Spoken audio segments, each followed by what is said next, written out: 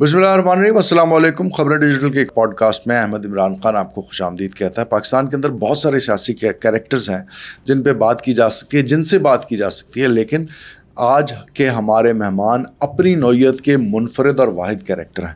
مخدوم جاوید ہاشمی جو کہ پیدائشی مسلم لیگی ہیں، لیکن دلچسپ بات یہ ہے کہ نہ صرف انہوں نے 12-13 سال کی عمر میں فاطمہ جناح کو سپورٹ کیا، ان کے سپورٹر تھے، گرفتار ہوئے۔ آج کی تاریخ میں یہ عمران خان کے سپورٹر ہیں اور اڈیالہ جیل ان سے ملنے کے لیے بھی گئے۔ تو وقت ضائع کیے بغیر مخدوم صاحب کے ساتھ انٹرویو کرتے ہیں کا سلسلہ شروع کرتے ہیں، جو کہ ہمارے ساتھ زوم کے ذریعے جڑنے لگے ہیں۔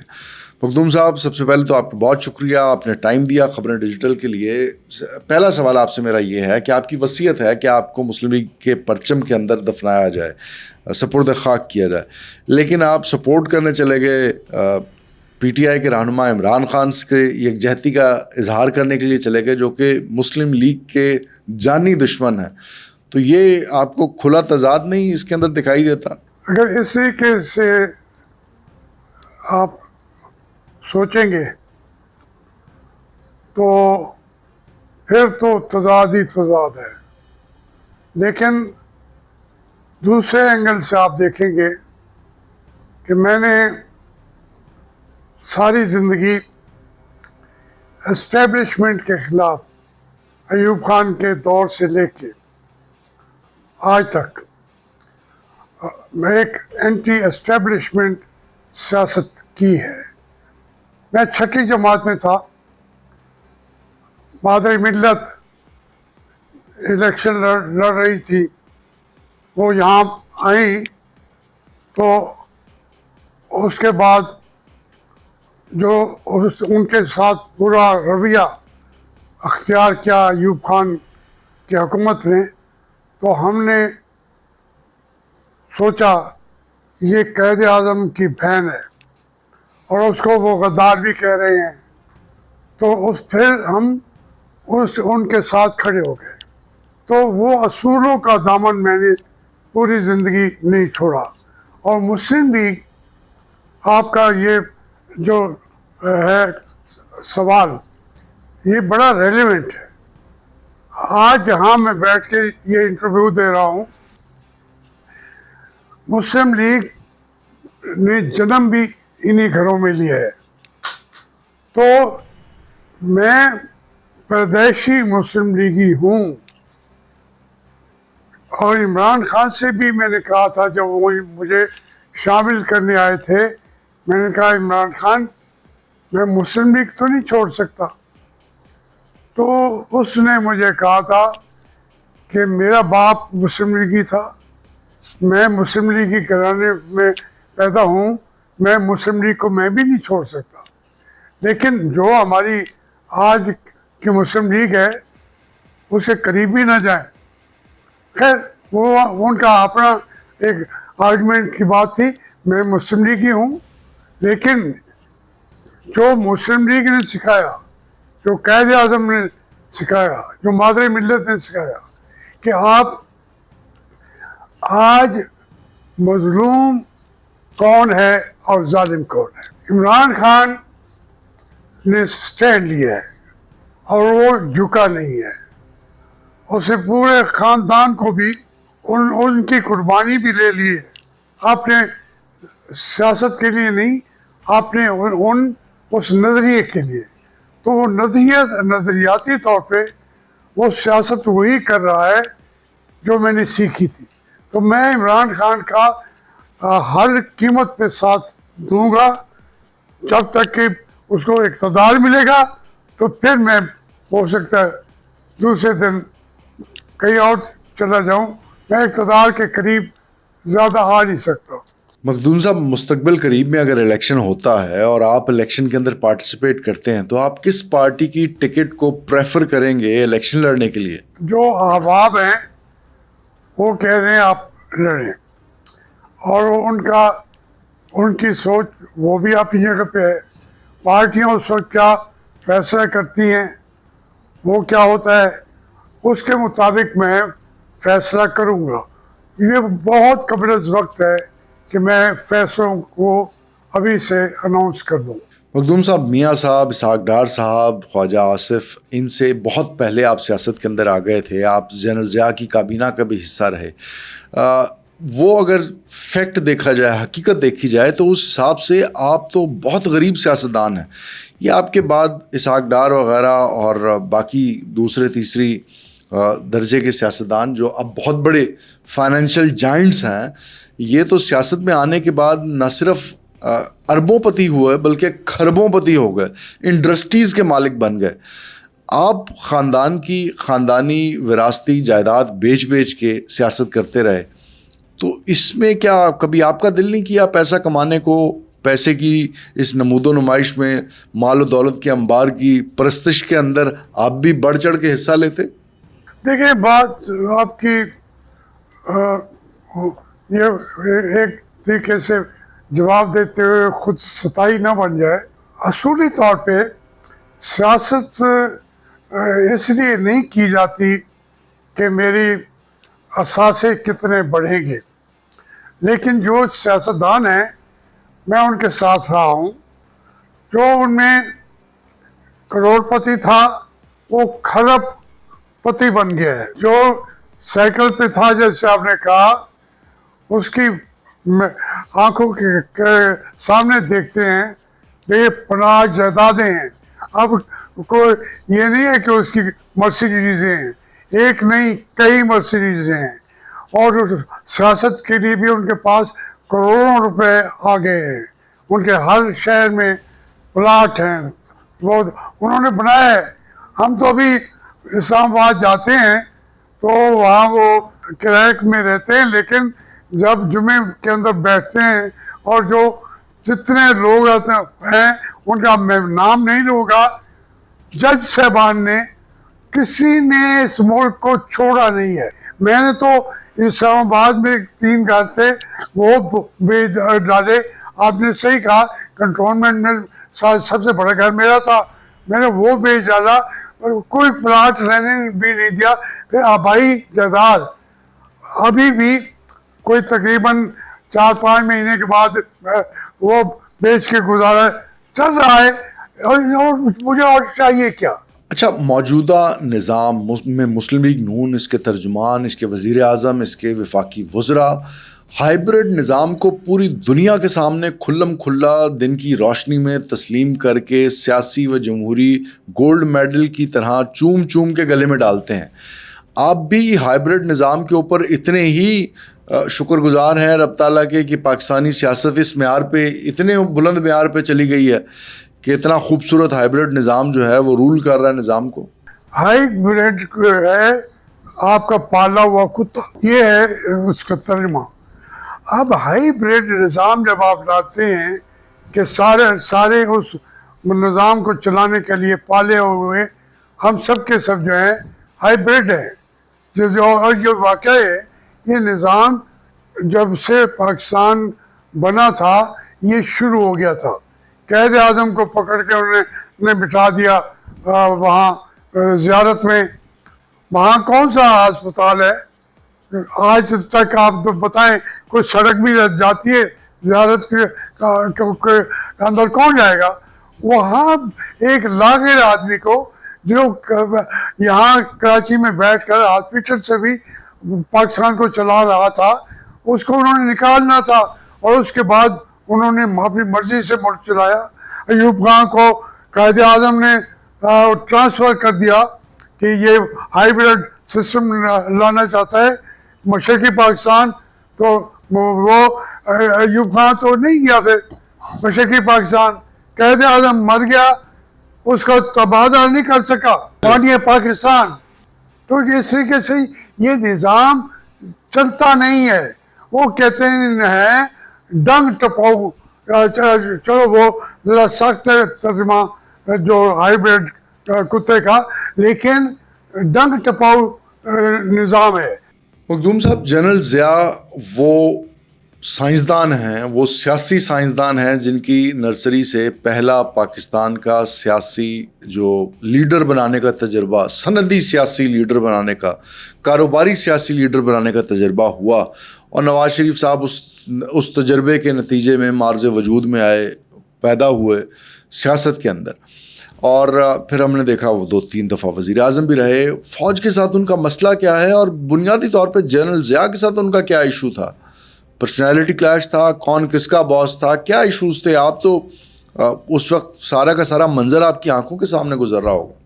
صرف یہ نواز شریف کا قصہ نہیں ہے. میں آپ کو ایک سیکنڈ میں ایک تصویر دکھا دیتا ہوں. دیکھیں, ہر جو سویڈین آیا اس کو لائے بھی ہوئی اور لے گئے بھی ہوئی. اس میں کچھ نے تو کمپرومائز کر لیا, کمپرومائز ہو گئے. کچھ کا دل چاہا کہ اب ہم لیڈر ہو گئے ہیں, پہلے ہمیں صوبائی وزیر انہوں نے بنایا, آج ہم وزیر اعظم ہیں تو ہمیں آئین کے مطابق ہمیں کام کرنے دیا جائے. تو ان کو ان کی حیثیت بتاتے ہیں, وہ تھک جاتے ہیں. ان کی جتنی جائیدادیں ہوتے ہیں انہیں کو سنبھالتے گھر جا کے بیٹھ جاتے ہیں. میاں نواز شریف جو ہیں بڑی لمبی جنگ لڑے. آپ کے سوال میں انہوں نے بڑی لمبی جنگ لڑی. 93 آنورڈ وہ اپوزیشن میں رہے, جنگ لڑی. پرویز مشرف کو بھی انہوں نے اس کو گرفتار کرنے کی کوشش کی, لیکن وہ آخر کار کیا ہوا, وہ جا کے بیٹھ گئے جدہ میں. دوبارہ آئے, پھر وہ جا کے پریکٹس کا مسئلہ ہو گیا, جا کے بیٹھ گئے لندن میں. تو وہ کیا ہوا, وہ ڈیل کر کے چلے جاتے ہیں. مخدوم صاحب, آپ نے جنرل ضیاء کی کابینہ کا حصہ بننے کے اوپر کیا معافی بھی مانگی تھی قوم سے؟ یہ بات حقیقت پہ مبنی ہے یا یہ صرف کسی آپ کے خیر خواہ کی اڑائی ہوئی افواہ ہے؟ اور مجھ سے سرزد ہوا یہ گناہ وہ تو کہتے ہیں کہ یہ گناہ ہے ہست کے نیز شہر شما میکنند. وہ میں ان کے ذمہ نہیں لے رہا تھا. میں کہتا ہوں میں نوجوان تھا, غلطی ہوئی, جا کے دیکھا کہ نہیں مجھے یہاں نہیں آنا چاہیے تھا, استعفیٰ دیا. پھر مجھے شورا کے لیے بلایا.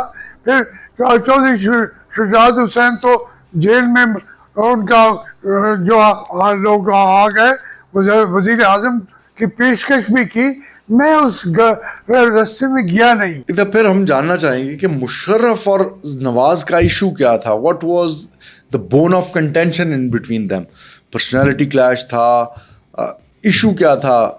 مشرف صاحب کی یونیفارم والی کلف والی ایروگنس تھی, نواز شریف صاحب کو بلڈی سویلین سمجھتے تھے, کیا what was actually the story behind the curtains? جو ایک تو ہے 12 اکتوبر کی بات, اس میں تو میاں نواز شریف وہ چیف ایگزیکٹو تھے, انہوں نے وہ نکال سکتے تھے اچھے طریقے سے یا برے طریقے سے, مگر اختیار ان کا تھا, وہ نکال سکتے تھے. جو اس کے بعد میاں نواز شریف نے اس کو ذاتیات پہ لے کے آئے, یہ بات بہت میں نہیں مانتا. میں سمجھتا ہوں کہ نواز شریف کا راستہ ہی صحیح تھا. یہ دوسری بات ہے کہ ان کے ساتھیوں نے کہا کہ یہ اب ذاتی طور پہ ان کو سزا دینا چاہتے ہیں, اور میں ان کا ساتھ نہیں تھا اس وقت, لیکن میں سمجھتا تھا کہ اگر انہوں نے ملک کو چلانا ہے نواز شریف صاحب کو, تو وہ پرویز مشرف کو ملک سے نکل گیا ہے, اس طریقے سے ان کو نہ گھسیٹیں عدالتوں میں, باہر جا کے بیٹھا ہے. نواز شریف اس معاملے میں صحیح راستے پہ تھا, لیکن ان کی ذاتیات پہ کوئی باتیں نہیں ہوئی بہت ساری. وہ کہتے تھے کہ اب آئین کی بالادستی قبول کر لی جائے. جب ان کو طاقت آ جاتی تھی پھر وہ خود آئین کو تبدیل کرنا چاہتے تھے. میاں نواز شریف بالکل, انہوں نے کہا, عجیب بات ہے آپ سے, میاں صاحب نے کوئی 9 ترمیمیں کی آئین کے اندر. میں نے ان کی پارٹی میں رہتے ہوئے 30 سال ایک ترمیم کے حق میں نے ووٹ نہیں دیا. آج موقع ملا ہے تو آپ سے پوچھ ہی لیں، اس راز پہ سے بھی پردہ اٹھائیے کہ کیا واقعی میاں صاحب آئینی ترمیم کے ذریعے اس ملک کے، اس قوم کے امیر المومنین بننے کے خواہش مند تھے، اور ایسی کوشش ہوئی تھی کسی ترمیم کے ذریعے ہوئی تھی؟ تو آپ کا اس پہ کیا موقف تھا اور آپ نے کیا رد عمل دیا میاں نواز شریف کو؟ آئین کو اس طریقے سے امینڈ کرنا چاہتے تھے کہ شریعت کا نام لے کے اقتدار کل ان کے پاس آ جائے. میں نے اس سے انکار کیا. مجھے میاں صاحب نے الگ بلایا اور کہا کہ آپ تو دین کی باتیں کرتے ہیں، آپ تو اسلام کی باتیں کرتے ہیں، یہ امینڈمنٹ تو ایک شرعی ہے. میں نے کہا میاں صاحب نہیں، یہ ترمیم جو ہے یہ بالکل اس طریقے کی ہے جس نے یزید نے سارے اختیار اپنے کنٹرول میں لے لیے تھے. اس کے خلاف تو ہمیں جہاد کرنا چاہیے. اس ترمیم کے خلاف میں نے ووٹ نہیں دیا تھا. مسلم لیگ نون میں کبھی نواز شہباز صاحبان کی موجودگی کے اندر کرپشن کے اوپر بات ہوئی، اور کبھی کیا کسی لیڈر نے جسارت کی ان دونوں برادران سے کرپشن کے اوپر ان کی رائے مانگنے کی؟ دیکھیں باقیوں کو تو نہیں پتا. میں نے میاں صاحب سے بارہا کہا تجارتی معاملات کے، کیونکہ تجارت اور سیاست نہیں اکٹھی چل سکتی، اس لیے آپ جتنا دیا ہے.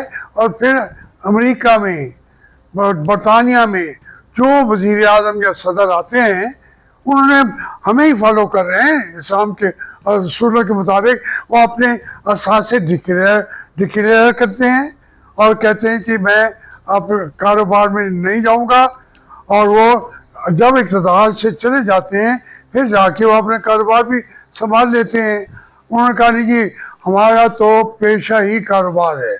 تو ہم نے کہا جی یہ پھر جو آپ سیاست میں آئے ہیں، قیادت کے لیے آئے ہیں، اس میں تو یہ پیشہ نہیں چلے گا. اس کی مشہور جو مثال ہے وہ آپ کے سامنے بھی ہے کہ جس دن ابو بکر صدیق وہ بنے تھے، انہوں نے دوسرے دن اپنی کپڑے کی دکان پہ جا کے بیٹھ گئے تھے. سارے مل کے گئے. انہوں نے کہا بھائی آپ خلیفہ ہو، یہاں بیٹھ کے پھر تو تمہاری دکان زیادہ چلے گی، ساری مارکیٹ سے تمہارا کپڑا زیادہ بکے گا. تم ادھر آؤ اور وہاں آپ کے کھانے پینے کا بندوبست ہم وہ طے کر دیتے ہیں، آپ کی تنخواہ طے کر دیتے ہیں. یہ تو دنیا کے اندر ایسی مثالیں ہیں. لیکن وہ کاروبار کرنا چاہتے تھے، اور وہ کاروبار کے ساتھ ساتھ وہ قوانین بدل دیتے تھے. مخدوم صاحب، اگر کوئی جادو کی چھڑی گھومے اور آپ کو اقتدار مل جائے، آپ کو طاقت مل جائے حکومت کرنے کی، گورن کرنے کی، تو اس معاشرے کے اندر، اس نظام کے اندر آپ کون کون سی تبدیلیاں سمجھتے ہیں ناگزیر ہیں، اور ان تبدیلیوں کو آپ ترجیحی بنیادوں کے اوپر کرنے کی کوشش کریں گے؟ دیکھیں سب سے پہلے تو یہی ہوگی کہ آپ تمام کام اپنے آئین کے نیچے آ کے کام کریں گے. پہلی بات یہ. اس کے اندر جتنے ادارے ہیں وہ اپنا اپنا کام سنبھالیں گے، دوسرے کے معاملات میں مداخلت نہیں کریں گے. اس کے بعد فوری طور پر اس سے آپ کی جو معیشت ہے وہ اسی وقت اٹھنا شروع ہو جائے گی. پاکستان کے پاس وسائل بے شمار ہیں.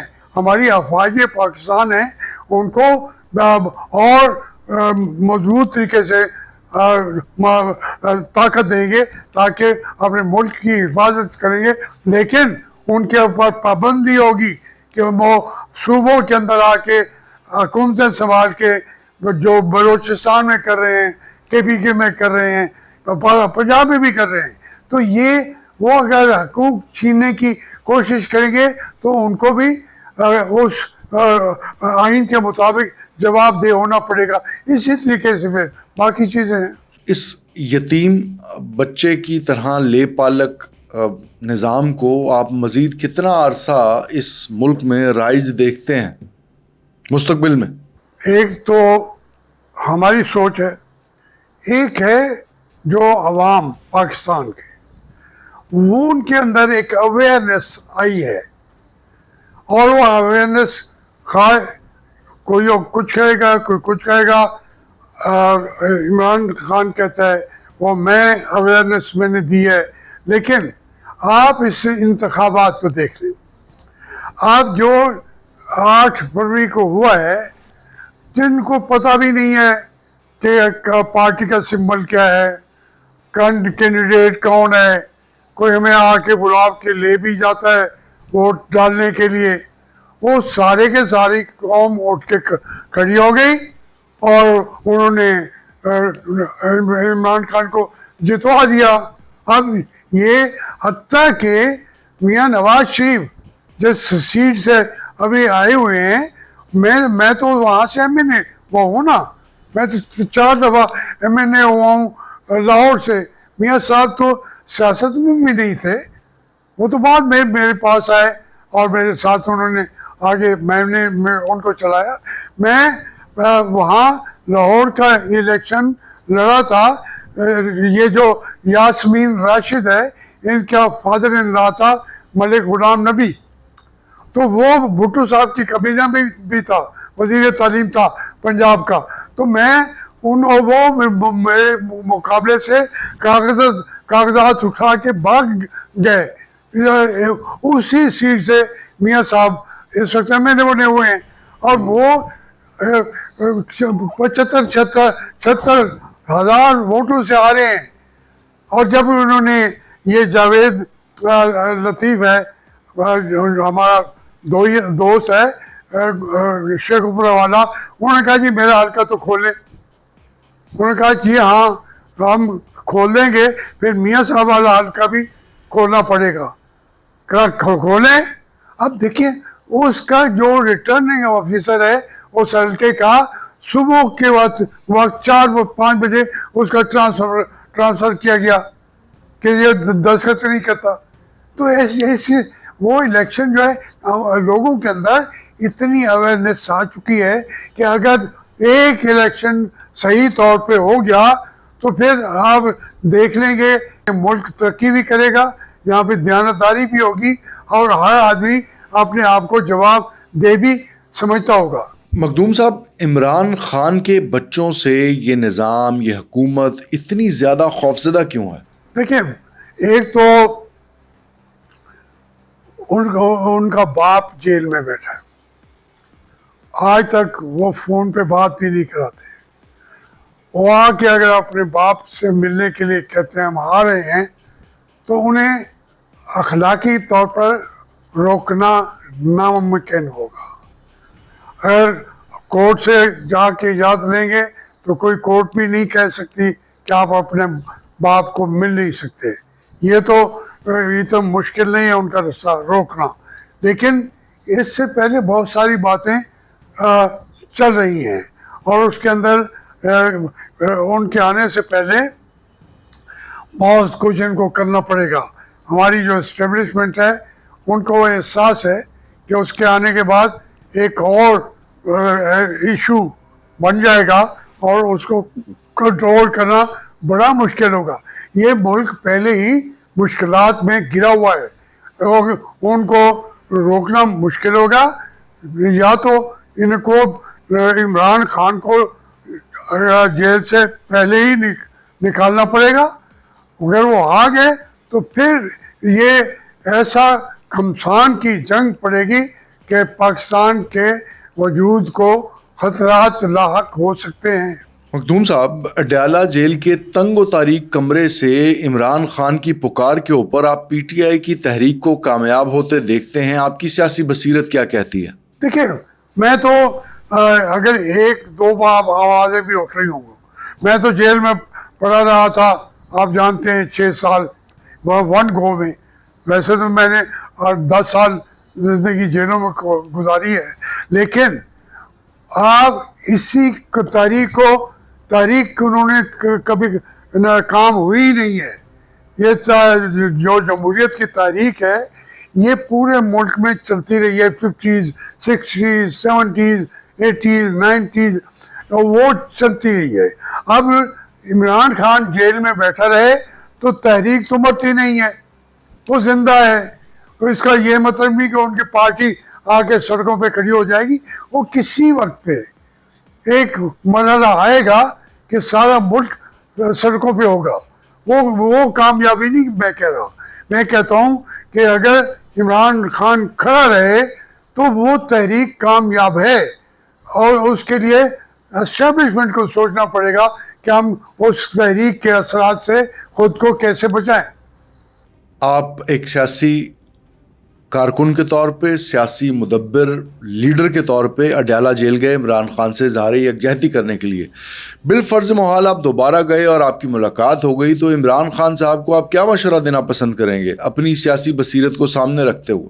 دیکھیں, میں تو بنیادی طور پہ اس اسٹیج پہ میں مشاورت وہ مانگے گا تو میں دوں گا. پہلی بات, میں تو گیا تھا یکجہتی کے لیے کہ ایک آدمی جیل میں بیٹھا ہے اور میں باہر آ کے کھڑا ہوں کہ ہم آپ کے ساتھ ہیں, آپ اپنے آپ کو تنہا محسوس نہ کریں. جہاں تک مشورے کی آپ پوچھنا چاہیں گے, جو مشورہ میں اپنے آپ کو دے سکتا ہوں وہی دوں گا. میں تو کہوں گا کہ عمران خان تم کھڑے رہو, جیسے کھڑے ہو تو یہ قوم بھی آپ کے پیچھے آ کے کھڑی ہو جائے گی. یعنی آپ دوبارہ خان سے ملنے جائیں گے؟ بالکل جاؤں گا. مجھے تو ان کے اگر بیٹے آئیں گے جیل جانے کے لیے, پھر بھی جانے کے لیے میں سوچ رہا ہوں اور جاؤں گا. میں تو یکجہتی کروں گا اسی کے ساتھ جس کی آواز کو دبایا جا رہا ہے, اس کو تنہا میں نہیں چھوڑوں گا. مخدوم صاحب, آپ نے اتنا ٹائم دیا, آپ کا بہت شکریہ قیمتی وقت کے لیے. اور ناظرین, جانے سے پہلے صرف اتنا ہی کہنا چاہوں گا, یہ وہ سیاسی کیریکٹر ہیں جس کو کہ آئیڈلائز کیا جانا چاہیے.